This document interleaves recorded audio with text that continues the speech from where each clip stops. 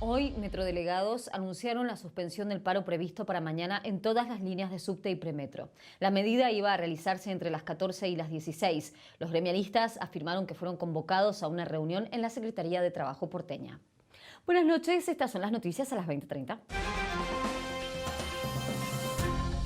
Los contagios de coronavirus llegaron a su valor más alto en 3 meses en el promedio de la última semana. En total hay más de 2.200 casos por día en lo que va del mes. Las infecciones se multiplicaron sobre todo en 4 provincias, pero en 19 hubo aumento de contagios. El bioquímico e inmunólogo del CONICET, Guillermo Docena, advirtió que el país ya entró en un rebrote. UNICEF dio a conocer un informe donde se estima que hay 3.800.000 niños en el país que son pobres por bajos ingresos y tienen falta de acceso a la educación, a la vivienda o a cloacas. Además, la UCA dio a conocer los números de pobreza y el porcentaje de chicos pobres pasó de 64,6% a 64,9%. Continúan los cruces dentro del radicalismo después de que un grupo de 12 diputados conformara un bloque propio en la Cámara de Diputados. El gobernador de Jujuy, Gerardo Morales, opinó que la ruptura busca debilitar a los radicales. En tanto, el diputado Facundo Suárez Lastra criticó a Martín Tetaz y calificó al grupo disidente como una minoría disfuncional. Según un informe de la Organización Mundial de la Salud, Omicron ya está presente en 57 países, pero hasta ahora todos los casos detectados fueron leves o asintomáticos. El director del organismo señaló que no hay pruebas de que la variante pueda causar una enfermedad más grave que otras mutaciones. Por su parte, la alta comisionada de la ONU, Michelle Bachelet, afirmó que bajo ninguna circunstancia se debería obligar a la gente a vacunarse. Marcelo Gallardo anunció que continuará como entrenador de River un año más. Lo hizo en una conferencia de prensa convocada a último momento en el predio de Ezeiza. De esta manera, Gallardo le puso fin a las especulaciones sobre el final de su contrato y renovará su vínculo con la llegada de la nueva dirigencia presidida por Jorge Brito.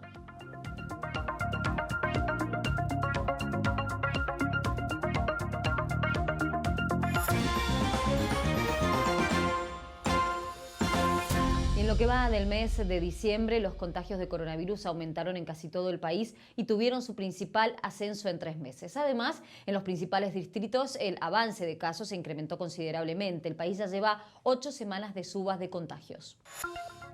El momento con un promedio semanal de casos más bajo fue en octubre pasado, cuando se llegó a 700 contagios por día.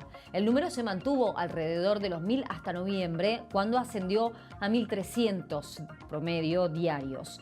En la última semana de ese mes, el promedio se disparó a 1.800 y en la primera de diciembre creció aún más hasta llegar a más de 2.200 casos. El relevamiento indica que 8 de cada 10 casos nacionales, 4 provienen de la ciudad. La provincia de Buenos Aires, Tucumán y Córdoba, los distritos que más crecieron en contagios también.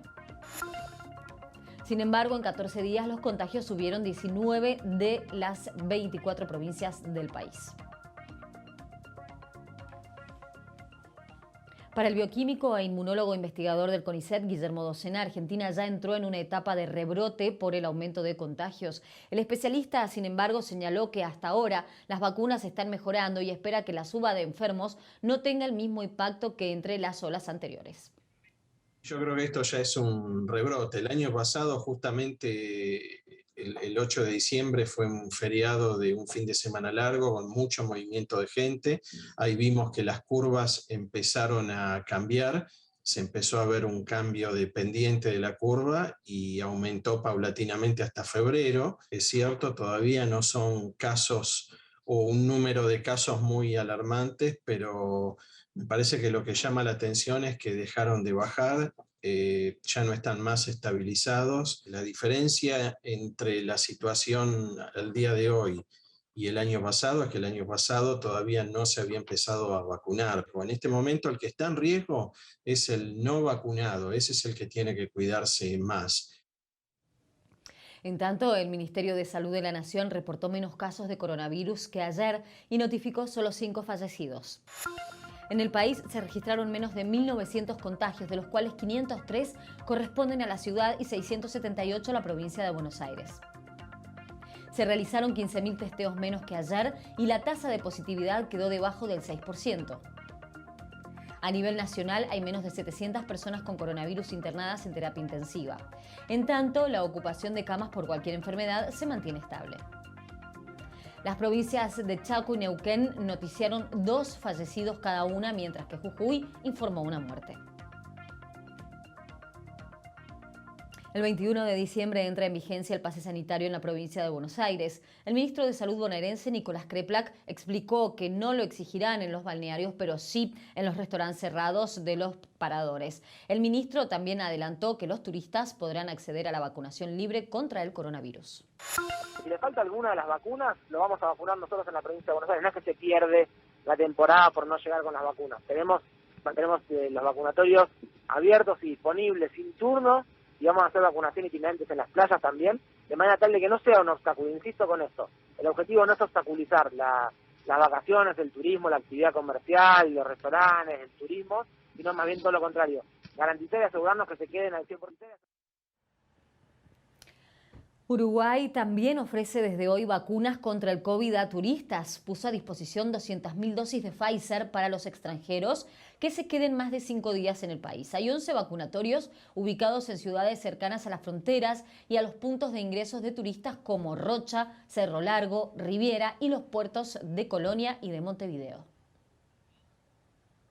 Después de que un estudio determinara que la vacuna de Pfizer otorga menos protección frente a Omicron en comparación con las otras variantes, el CEO de BioNTech garantizó la eficacia con 3 dosis. Based on the levels that we have observed in these preliminary studies, we expect significant protection against any type of COVID-19 mediated by Omicron in individuals who have received the third vaccine. UNICEF dio a conocer un informe donde se estima que hay 3.800.000 niños en la pobreza por bajos ingresos y falta de acceso a la educación, a la vivienda o a cloacas. Además, la UCA dio a conocer los números de pobreza y si bien se redujeron, fueron más elevados que los que se registraron en 2019 antes de la pandemia.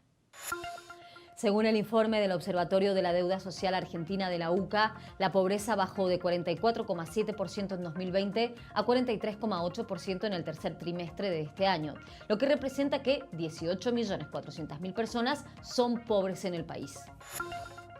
Pese a la mejora registrada en la mayoría de la población, el grupo de edad de 0 a 17 años reflejó un empeoramiento de su situación. El porcentaje de chicos pobres pasó de 64,6% a 64,9%. En tanto, UNICEF dio a conocer datos sobre la pobreza en los niños adolescentes en el país. El organismo señaló que en el primer semestre, la primera mitad del año, entre los 0 y 17 años, la pobreza multidimensional, que incluye ingresos y acceso a la educación, vivienda o cloacas, fue del 28,4%. Esto representa 3.800.000 niños y adolescentes.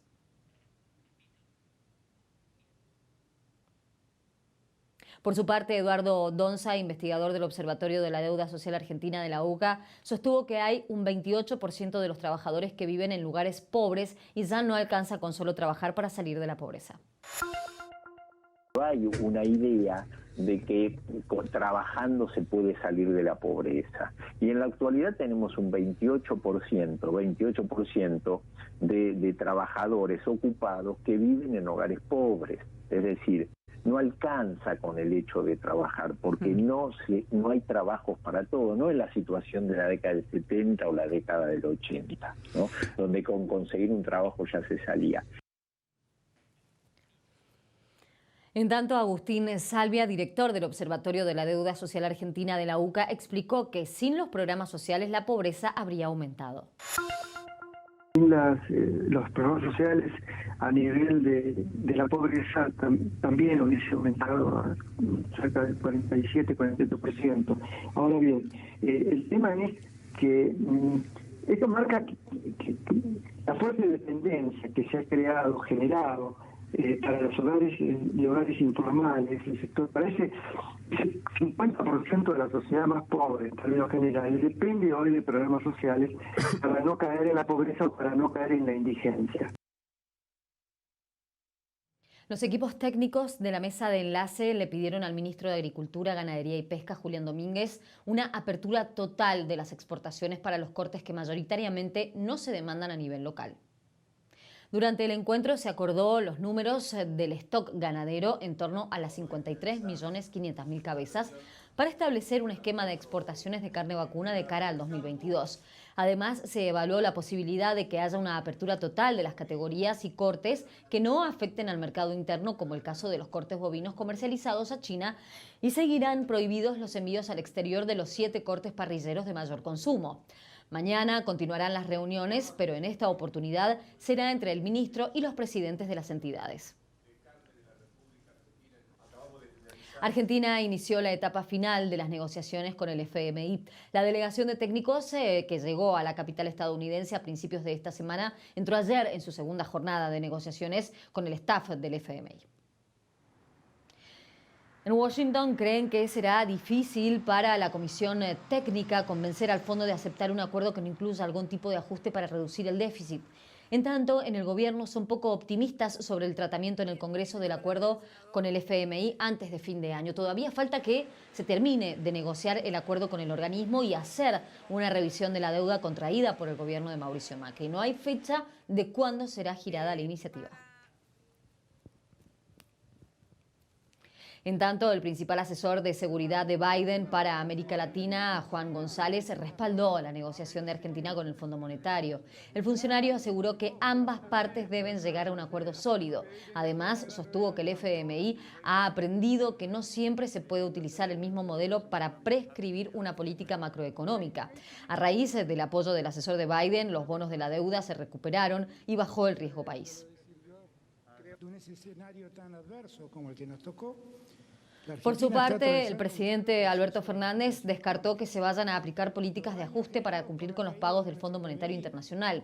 El mandatario sostuvo que el país no quiere incumplir sus obligaciones con el FMI, pero está convencido que la única forma de pagar y de poder crecer es a través de un desarrollo armónico, ya que el ajuste dejaría afuera a millones de argentinos. Las declaraciones se dieron en el marco del Zero Summit Latin America 2021, un foro que debate sobre los desafíos y oportunidades geopolíticas de la región. El canciller Santiago Cafiero le ofreció al Reino Unido vuelos humanitarios desde Argentina a las Malvinas para los habitantes de las islas que deseen viajar en diciembre o enero. El gobierno británico agradeció la ayuda y dijo que la decisión de aceptar los vuelos es de los isleños. Además, le pidió a Argentina que habilite un vuelo charter a Chile. Los viajes comerciales a las Malvinas están suspendidos desde marzo de 2020 a raíz de la pandemia de coronavirus. El ministro de Justicia de la Nación, Martín Soria, se refirió a la primera reunión institucional que mantuvo ayer con la Corte Suprema. Dijo que quizás algunos miembros pensaron que iba a haber café, sonrisas y fotos, como sucedía con el exministro Germán Garabano. Soria contó que les expresó a los jueces su preocupación por la grave crisis institucional y de legitimidad del Poder Judicial. En este sentido, el secretario de Justicia, Juan Martín Mena, llamó a rediseñar el sistema legal y judicial.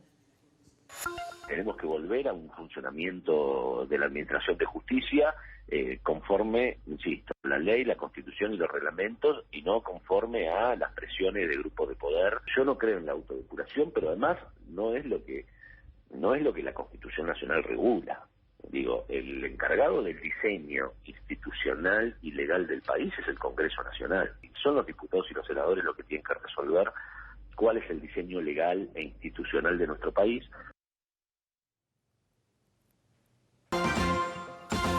Marcelo Gallardo continuará como entrenador de River un año más. Lo anunció en una conferencia de prensa imprevista en Ezeiza.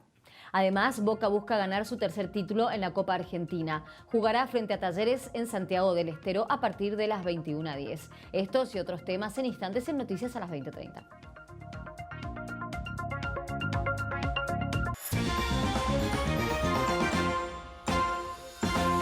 Continúa el conflicto dentro de la UCR luego de que un grupo de diputados armó un bloque propio liderado por Rodrigo de Loredo, luego de que trascendiera una pelea entre el gobernador de Jujuy y Martín Lustó. Gerardo Morales opinó que la ruptura es para debilitar a los radicales. Vamos a estar cerca de las 70 escuelas iniciadas. Según el mandatario jujeño, que pronto sucederá como presidente del partido, Alfredo Cornejo, culpó a sus compañeros de Evolución Radical que armaron un nuevo bloque de querer quitar fuerza al partido centenario para entregarlo a Larreta, que asoma como líder del PRO. El gobernador señaló que la UCR tuvo un gran desempeño en las elecciones en momentos que los aliados de Juntos por el Cambio se preparan para definir candidatos competitivos para 2023. La definición de Morales llega luego de que trascendiera que el diputado Martín Lustó y el gobernador se pelearon a golpes en una reunión en el Comité Nacional. Otro referente de Evolución Radical, el diputado Martín Tetaz, calificó el encuentro como un papelón. Mientras que allegados a Horacio Rodríguez Larreta critican el conflicto y aseguran que complica la unidad del frente, desde el radicalismo se sigue profundizando la grieta. El diputado Facundo Suárez Lastra conversó con Hoy Nos Toca y calificó al bloque Evolución Radical como una minoría disfuncional. Es un grupo muy minoritario, muy poco representativo. El radicalismo fuerte, consolidado, está unido y hay un grupito, la verdad que no se entiende lo que dicen, no se entiende lo que hacen. Yo estoy muy preocupado. Digo, muchachos, reflexionen. Martín Tetaz, dejate de poner remeras chistosas y habla en serio. Vení, conversá con tus pares. No tenés más mérito que ninguno, ni de los de Formosa, ni los del Chaco, ni los de Jujuy, ni los de Corrientes, ni los de Mendoza. Luego del conflicto se definió que Martín Lustó del bloque Evolución no ocupe la vicepresidencia tercera del Senado. Ese lugar será para Carolina Lozada. En tanto, el Frente de Todos prepara un acto para el 10 de diciembre, también con el objetivo de mostrar unidad. Cristina Kirchner confirmó su asistencia con un video. ¿Te acordás cuando nos encontrábamos en la Plaza de Mayo todos los 10 de diciembre para celebrar en familia el Día de la Democracia? La vicepresidenta publicó el video en sus redes sociales y convocó a la militancia al acto del 10 de diciembre. El evento será en Plaza de Mayo y contará con la presencia del presidente Alberto Fernández y del exmandatario brasileño Lula da Silva. La última aparición pública de Cristina fue en el acto del cierre de campaña electoral. Va a haber música para disfrutar y vamos a estar con Alberto y con Lula. El presidente Jair Bolsonaro suspendió la próxima cumbre de mandatarios del Mercosur que iba a realizarse en Brasilia y que ahora se hará de forma virtual. El brasileño afirmó que es por la pandemia y los casos de la nueva variante Omicron. Sin embargo, los medios locales afirman que el mandatario está enojado porque Lula da Silva estará en el acto de Alberto Fernández de este viernes. Termine para encontrar solución a sus problemas y que inclusive... Además, el presidente Alberto Fernández se refirió a su relación con Cristina Fernández de Kirchner en una entrevista. El mandatario reconoció que él y la vice no siempre piensan igual, pero remarcó que las decisiones finalmente las toma él. En ese sentido, aclaró que Cristina se expresa como siempre lo hizo y actúa como siempre actuó y pidió no malinterpretar y tomarlo con naturalidad. Y nos vienen a dar lecciones de república. Luego de un pedido de informes al Ministerio de Educación, la Asociación Civil por la Igualdad y la Justicia determinó que solo se entregó menos del 5% de las netbooks pautadas por el Gobierno Nacional para niños sin conectividad y en edad escolar. La problemática de acceder a la educación sin computadora y sin internet se había profundizado durante el aislamiento por la pandemia. Con datos actualizados al 15 de noviembre se determinó que se entregaron casi 28.000 netbooks de las 633.000 pautadas por el programa. Esto significa solo el 4,3% del total presupuestado. También, cuando faltaban días para terminar el ciclo lectivo, un 48,5% de las escuelas del país seguían sin conectividad. La situación empeora en barrios populares o rurales. Menos del 14% de estos niños tiene una computadora en su casa. El 77% asegura que usa el celular para hacer tareas escolares.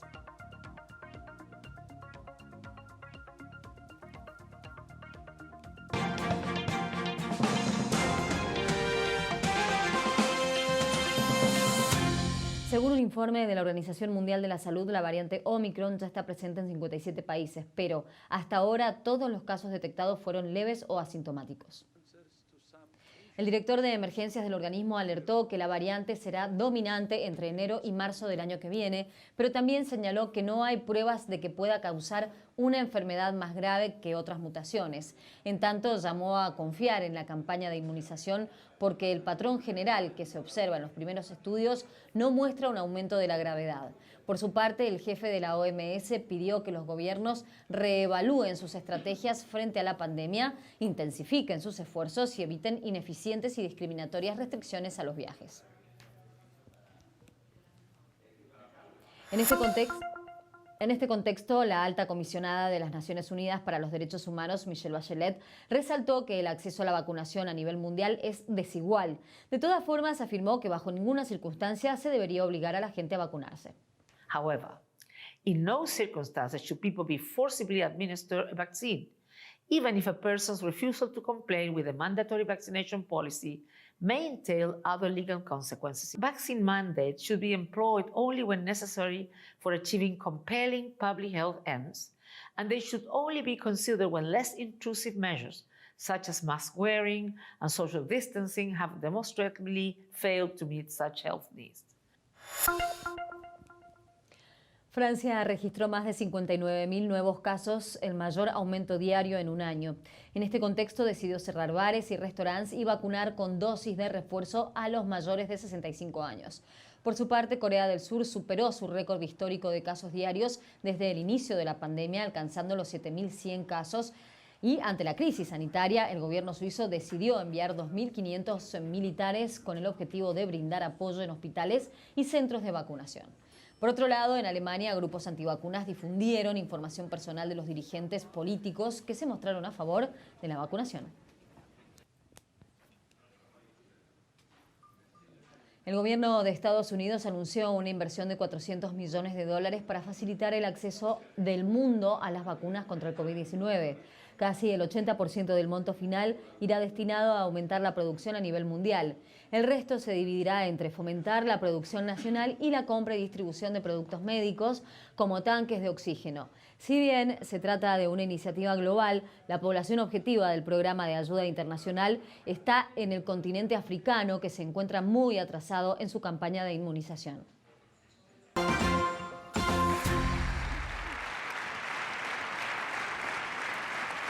De esta manera asumió Olaf Scholz como canciller de Alemania, cerrando 16 años de gobierno de Angela Merkel. El ex ministro de Finanzas fue elegido por el Parlamento con 395 votos a favor y juró por el bienestar del pueblo alemán. La ex canciller estuvo presente en la votación y fue aplaudida por todo el recinto. Por primera vez en la historia del país, Scholz, asumirá un gobierno conformado por 4 mujeres y 4 hombres, y su principal desafío será la gestión de la pandemia.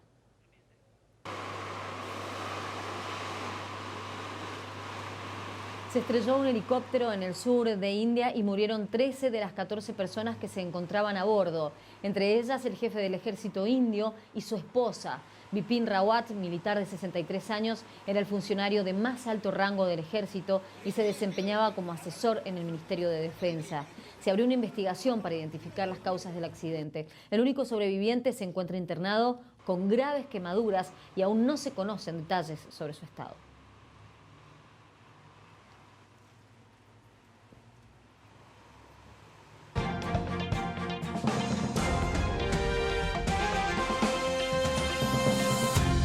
Marcelo Gallardo anunció que continuará como entrenador de River un año más. Lo hizo en una conferencia de prensa imprevista convocada en Ezeiza. De esta manera, Gallardo le puso fin a las especulaciones sobre el final de su contrato y renovará un vínculo con la llegada de la nueva dirigencia presidida por Jorge Brito. Elijo seguir estando porque es una decisión que tiene que... es una elección. Más allá de lo que... Más allá de lo que viví, más allá de lo que sentí y lo que siento en este momento, creo que vale la pena. Merezco seguir estando por lo menos un año más. Gallardo llegó al club en 2014, ganó 13 títulos y dirigió a River en 407 partidos, de los cuales ganó 219, empató 107 y perdió 81. Boca buscará esta noche conseguir su tercer título en la Copa Argentina frente a Talleres, mientras que el equipo cordobés buscará su primer conquista en el certamen. El partido se disputará a partir de las 21:10 en el Estadio Madre de Ciudades de Santiago del Estero, con el arbitraje de Darío Herrera.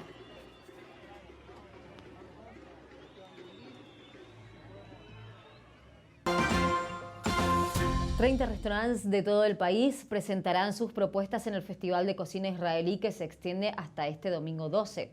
Cada espacio gastronómico buscará recrear sus sabores tradicionales con el objetivo de difundir y disfrutar de los menúes de todas sus regiones. Falafel, hummus, tabule, lahmashí, son todos platos de Israel que esta semana festejan sus días. Lo que busca es difundir la cultura israelí a través de la comida y de propuestas culturales. Participan 30 restaurantes de todo el país.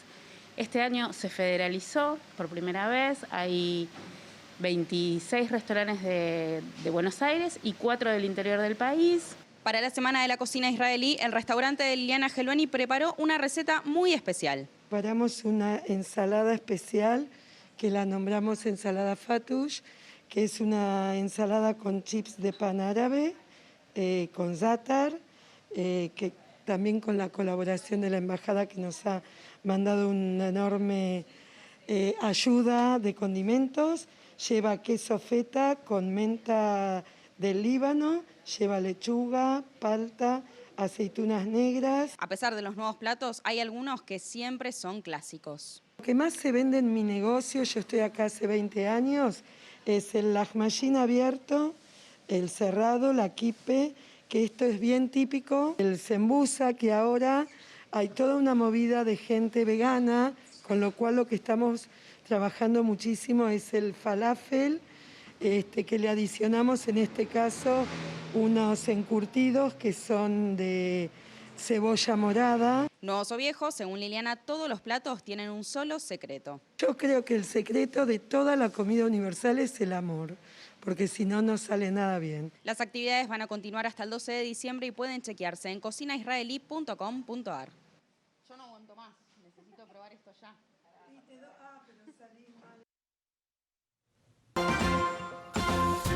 Hasta la cronista le habían dado ganas de probar. Te contamos toda la información acerca de cómo va a seguir el tiempo. El radar no detecta tormentas en las próximas horas en la ciudad de Buenos Aires. Ahora el cielo se encuentra parcialmente nublado y la temperatura es de 24 grados. Durante la madrugada bajará a 20 y el cielo estará nublado. En la mañana el día comenzará con el cielo nublado, la mínima será de 16 grados. Por la tarde continuarán las nubes, la máxima alcanzará a los 28. En la noche el cielo se encontrará cubierto y la temperatura rondará los 24 grados. Será un jueves con temperaturas agradables y con muchas nubes durante todo el día. Hasta aquí te contamos qué pasó en tu ciudad, en el país y en el mundo. Gracias por acompañarnos. Quédate en el canal de la ciudad, ya llega Pantagruélico con Diego Pérez. Mañana más noticias a las 20:30. Chao.